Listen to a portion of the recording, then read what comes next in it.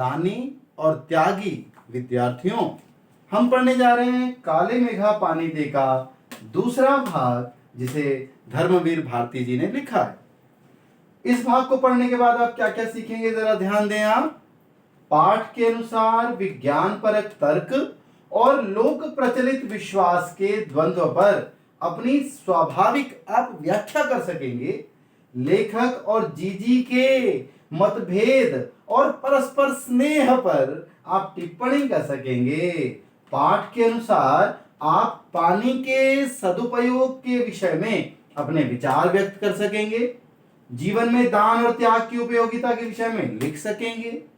पाठ में वर्णित अंधविश्वास और आस्थापरक दृढ़ विश्वास, इन दोनों की परस्पर तुलना कर सकेंगे। दैनिक जीवन में कृतज्ञता, किसी का उपकार मानना, किए हुए को मानना, कृतज्ञता, समर्पण और सबके कल्याण की कामना का महत्व बता पाएंगे। पाठ में प्रस्तुत यथा प्रजा तथा राजा, इस सिद्धांत का उल्लेख कर सकेंगे। ऐश्वर्य, भोग और विलासिता के कारण उत्पन्न हुए भ्रष्टाचार से दूर रहने के उपाय बता सकेंगे। काले मेघा पानी दे पाठ से प्राप्त होने वाली शिक्षा को अपने शब्दों में लिख सकेंगे। आगे देखेंगे। अब हम पिछले भाग में देखते हैं कि हमने क्या सीखा था। तो पिछले भाग में आपने सीखा था क्या, इंद्रसेन और मेढक मंडली कहने के पीछे दोनों जीजी और लेखक की सोच में कितना बड़ा अंतर है।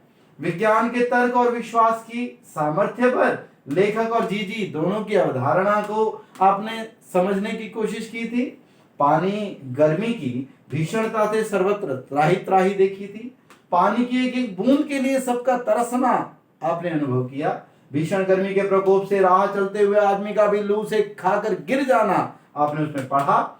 पशु पक्षियों का प्यास से तड़प कर मरना भी उसमें आपने अनुभव किया। खेतों की मिट्टी का सूख कर पत्थर बनना, फिर पपड़ी के रूप में जमीन का फटते हुए दिखना आपने देखा, अनुभव किया। बारिश का कहीं नामो निशान ना दिखने पर अंतिम उपाय के रूप में इंद्रसेना का आह्वान हुआ, उस पर जल डाला गया, पानी डाला गया, जो थोड़ा सा बचा हुआ था वो आपने पढ़ा। जीवन में आस्था और विश्वास की उपयोगिता समझी। जीवन में परस्पर एकजुटता, प्यार, उत्साह, सौहार्द और उदारता जैसे गुणों का महत्व समझा। काले मेघा पानी दे की अवधारणा अर्थात उसका तत्व है मन में त्याग और दान की भावना पैदा करना, वो आपने पिछले भाग में पढ़ा था। तो आइए विज्ञान और विश्वास, विज्ञान और विश्वास, इसके द्वंद्व को, इस झगड़े को समझने के लिए पढ़ते हैं काले मेघा पानी दे। अब यहां पर आगे बढ़ते हैं पिछले भाग से। पिछले भाग वाला आपने पढ़ लिया कि लेखक कह रहा है कि मैं इसको पानी की बर्बादी मानता था। अब कहता है मैं, लेखक अपने बारे में कह रहा है, मैं असल में था तो इन्हीं मेढक मंडली वालों की उम्र का, मैं भी 18 साल 10 से 18 साल के बीच का था, परंतु कुछ तो बचपन के ही आर्य समाजी संस्कार थे मुझ में। आर्य समाजी संस्कार वाले क्या होते हैं, वो अंधविश्वास नहीं मानते, वो मानते हैं ईश्वर है, वेद है, सब हैं, लेकिन अंधविश्वास नहीं है। हम जो दे वो सीधा जाना चाहिए। और एक कुमार सुधार सभा बनी थी, उस सभा का मैं उपमंत्री बना दिया गया था किशोर अवस्था में ही। सो समाज सुधारक होने का जोश कुछ मुझ में ज्यादा ही था, इसलिए अंधविश्वासों के खिलाफ तो मैं अपने तर्कस मतलब जो हम धनुष के साथ अपना तर्कस पीछे बांध के चलते हैं, तुनीर भी कहते हैं हम उसको, उसमें तीर रखकर घूमता रहता था। मगर मुश्किल यह थी कि मुझे अपने बचपन में जिससे सबसे अधिक, सबसे ज्यादा प्यार मिला वे थी मेरी जीजी। ये रिश्ते में मेरी कोई नहीं थी, उम्र में मेरी मां से भी बड़ी थी, पर अपने लड़के और बहू सबको छोड़कर उनके प्राण तो मुझी में बसते थे। और वे थी उन तमाम रीति रिवाजों, तीज त्योहारों, पूजा और अनुष्ठानों की खान। यहाँ लेखक हमें संकेत कर रहा है कि ये क्या थे, रीति रिवाज, तीज त्योहार और पूजा अनुष्ठानों की खान, जो आर्य समाजी संस्कार के हिसाब से अंधविश्वास था, जिन्हें कुमार सुधार सभा का यह उपमंत्री मतलब मैं खुद यानी कि लेखक अंधविश्वास कहता था और उन्हें जड़ से उखाड़ फेंकना चाहता था। कहते ये अभी भी अंधविश्वास को लेके घूमते हैं। परंतु मुश्किल यह थी कि उनका कोई भी पूजा विधान, जीजी का कोई भी त्योहार या अनुष्ठान वो मेरे बिना पूरा ही नहीं होता था। हर त्योहार में मैं सम्मिलित होता था, साथ होता था। और जैसे लेखक कह रहा, मेरा इन्वॉल्वमेंट, मैं कहाँ कहाँ क्या क्या करता था, मैं नहीं चाहता था करना, मैं अंधविश्वास मानता था, मैं उसको ढकोसला मानता था, फिर भी जीजी के प्रेम के वशीभूत होकर मैं वो सब करता था। क्या करता था? दिवाली है तो गोबर और कौड़ियों से मैं गोवर्धन बनाता था। उत्तर प्रदेश वगैरह में भी बनाया जाता है गोवर्धन, गोबर से और कौड़ियों से।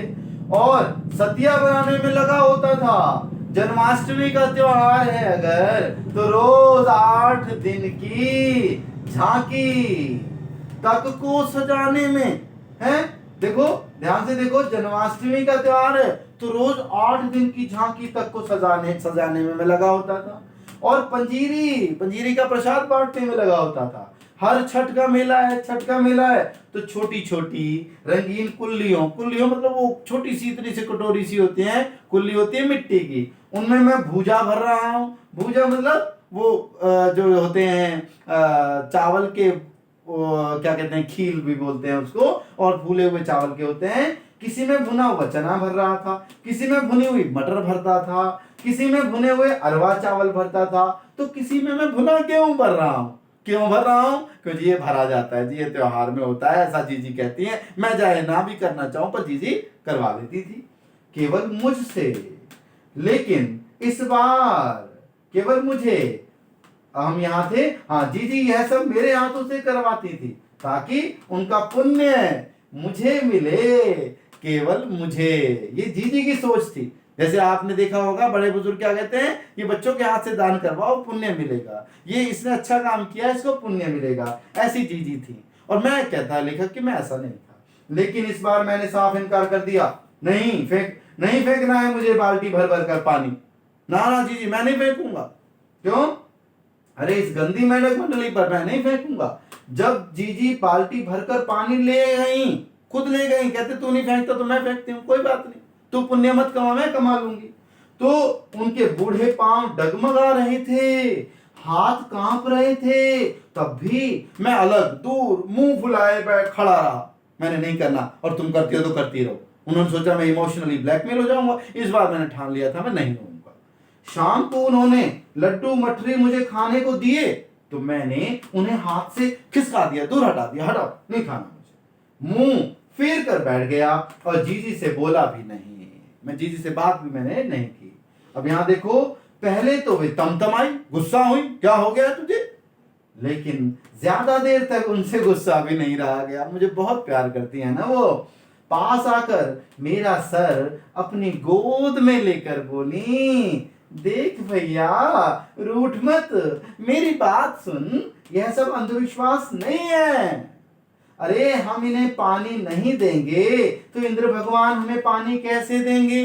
ध्यान से सुनिए, ये बड़ी जबरदस्त आस्था है, पक्का विश्वास है, दृढ़ विश्वास है। ये कह रहे हैं हम अगर नहीं देंगे तो वो हमें कैसे देंगे, सब तो उसी का दिया हुआ है। उपनिषद कहता है, तेन त्यक्तेन भुंजीथाः ईशावास्यमिदं सर्वम यत्किंच जगत्याम जगत। ये सारे संसार के कण कण में ईश्वर विराजमान है, सब में ईश्वर है, इसलिए त्याग भाव से भोगो ना, सारा कुछ खुद मत खा जाओ, उसमें से कुछ दो। इसलिए हमारी परंपराएं कहती हैं कि हमें अपनी कमाई का 10% दान करना चाहिए, अच्छी जगह दान करना चाहिए। तो यही बात जीजी कह रही हैं, मैं कुछ नहीं बोला।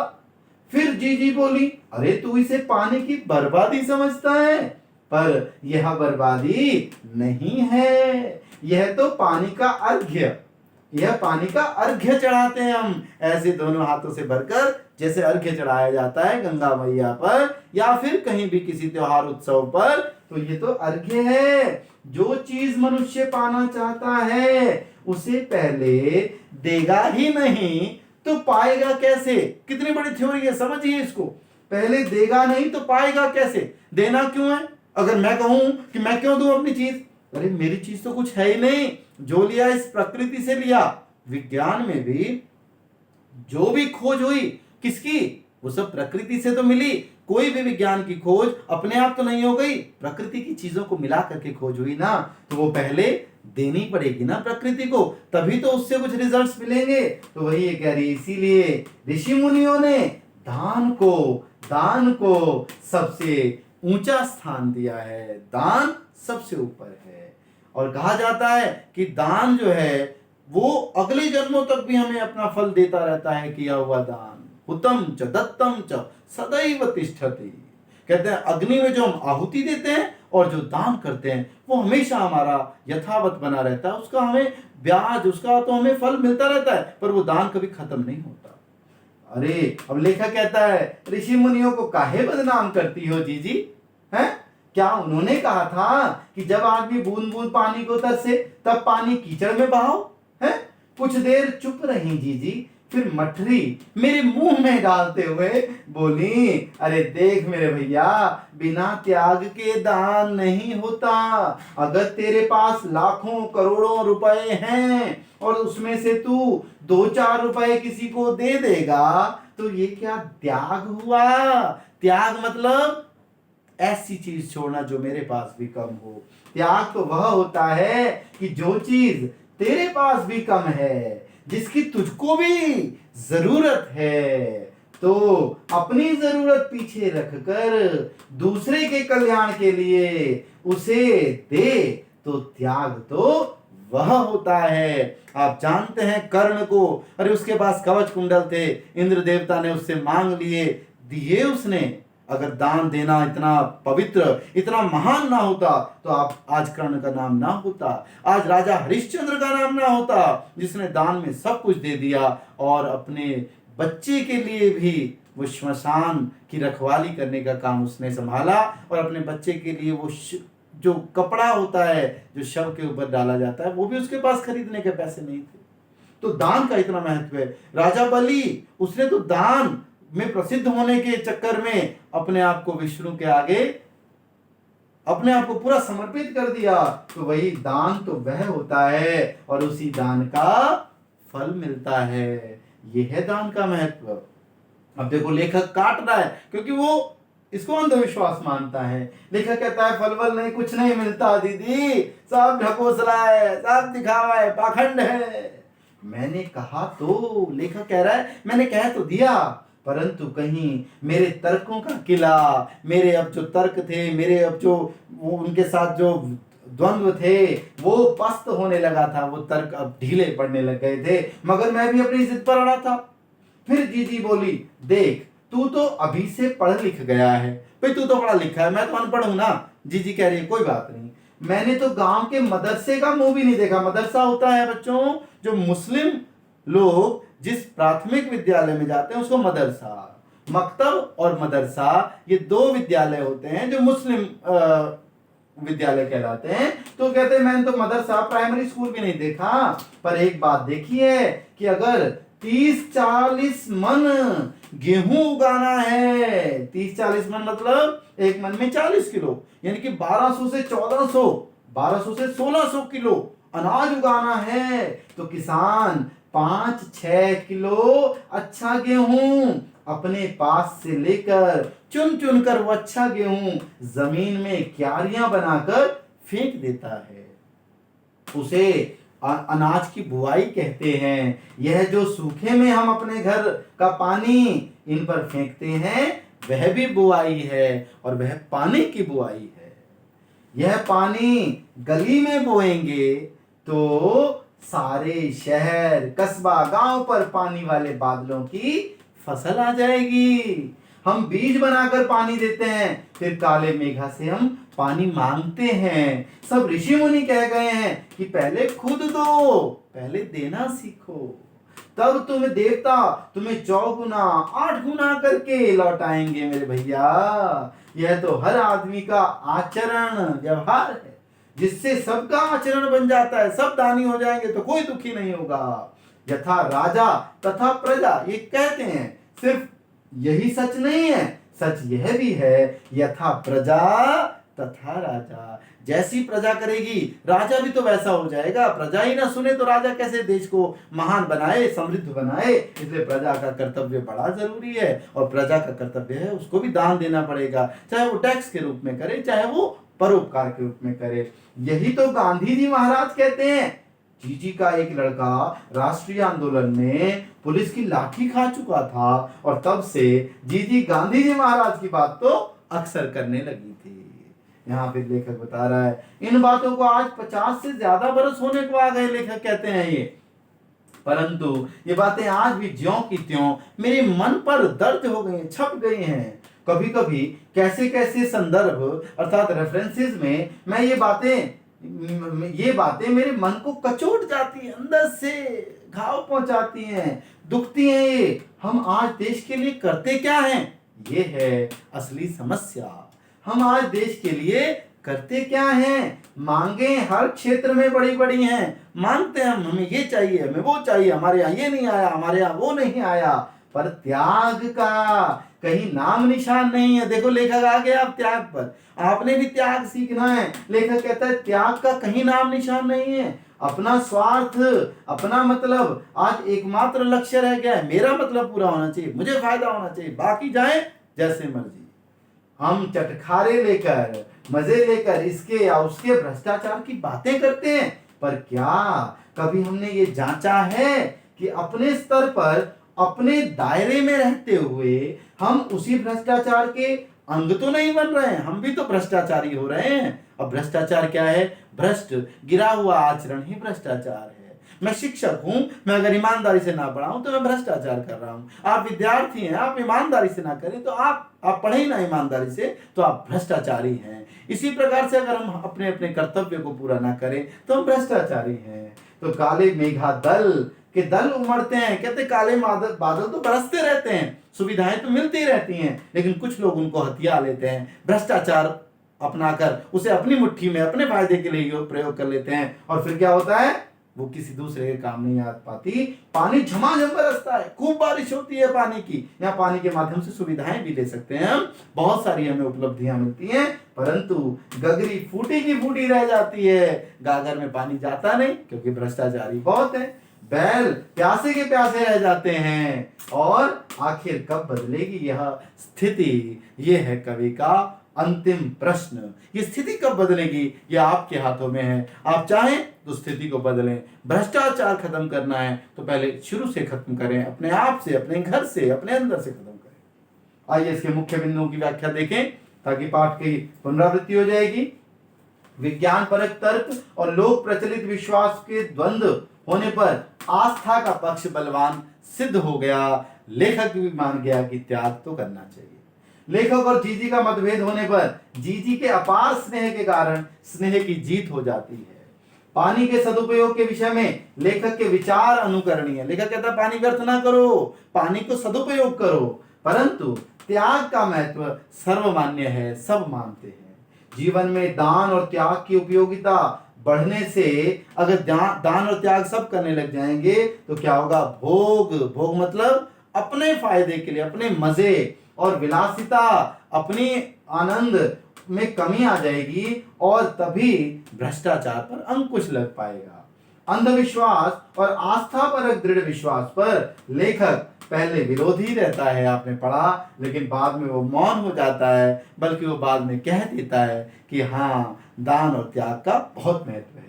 दैनिक जीवन में हमें कृतज्ञता अपनानी है। कोई हमारा जरा सा उपकार करे तो उसका उपकार मानना है। समर्पण हमने देना है वो चीज जो हमारे पास भी कम हो, और सबके कल्याण की कामना का महत्व बताया गया है। यथा प्रजा तथा राजा, जैसी प्रजा होगी वैसा राजा भी होगा। उसके अनुसार प्रजा द्वारा अपने कर्तव्यों का हमें निष्ठापूर्वक पालन करने का संदेश दिया गया है। अब आइए इसके मुख्य आकर्षक बिंदुओं को एक कुछ शब्दों में समझ लेते हैं। लेखक का मत शुरू में क्या था? लेखक विज्ञानवादी है, जीजी आस्थावादी है। आस्था है उसके मन में, मैं ऐसा करूंगी तो ऐसा होगा, और होता है अगर आपके मन में पक्का विश्वास है तो। क्योंकि हम कहते हैं जो हम सोचते हैं वो सब इस ब्रह्मांड में होता है। पाठ का संदेश क्या है? पाठ कहता है कि समन्वयवादी बनो, विज्ञानवादी भी, आस्थावादी भी। खाली आस्थाओं से काम नहीं चलेगा, तर्कों की भी बात करनी पड़ेगी।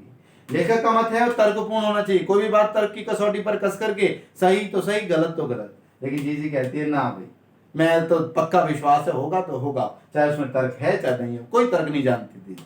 और पाठ का संदेश क्या है? आत्मविश्वासी बनो, आप जो भी काम करोगे आप जरूर पूर्ण होगा। लेखक का मत है नकारात्मक, वो नेगेटिविटी दिखाता है, क्या ये काम गलत है, ऐसे नहीं करो, वैसे करो, ये मेंढक मंडली है, तो नकारात्मक है ये। जीजी का पक्ष है सकारात्मक, वो हर चीज को पॉजिटिव मानती है। पाठ का संदेश क्या है? हमेशा सकारात्मक रहो, हमेशा पॉजिटिव रहो, दुख में घबराओ नहीं, पानी नहीं है तो क्या हुआ, मर नहीं जाएंगे, उल्टा कोई ना कोई उपाय करेंगे। लेखक का मत है दान त्याग सब व्यर्थ है। शुरू में लेखक वही कह रहा था, सब ढकोस रहा है, ऋषि मुनियों को बदनाम करती है ना जीजी ना, कहता है लेखक व्यर्थ है शुरू में, लेकिन जीजी कहती है दान और त्याग बहुत आवश्यक है। और पाठ का संदेश भी यही है कि सही जगह दान और त्याग करना चाहिए। लेखक का मत है कि भौतिकतावादी है। लेखक शुरू में कहता है कि मैं विज्ञानवादी हूं, भौतिकतावादी हूं, जो बात तर्क पर सही है तो सही, नहीं तो गलत। जीजी कहती है, जीजी अंधविश्वासी लगती है लेखक को कि कुछ नहीं जानती, अरे ऐसे पानी बिखेरने से कोई पानी मिलेगा क्या, तो उसको अंधविश्वासी मानता है लेखक। और पाठ का संदेश है कि आप विश्वासी बनिए, विश्वास रखिए, आपकी इच्छा आपकी कामना जरूर पूरी होगी, क्योंकि आप उसी हिसाब से मेहनत भी करेंगे। लेखक का मत क्या है? अंत में भ्रष्टाचार विरोधी है लेखक भी, लेकिन जीजी वो भोली भाली है, वो अनजान है, उसको नहीं पता भ्रष्टाचार क्या होता है। वैसे अनजान आप भी बन जाते हैं, सावधान, आपने ये पाठ पढ़ा है, अब आप अनजान न रहें। और पाठ का संदेश क्या है? सक्रिय बनो, आप भ्रष्टाचार को रोकने के लिए आप भी आज से तैयार हो जाओ कि हमने भ्रष्टाचार को दूर करना है, और पहली शुरुआत हम अपने आप से करेंगे ताकि हमें कोई भ्रष्टाचारी ना कह सके। धन्यवाद।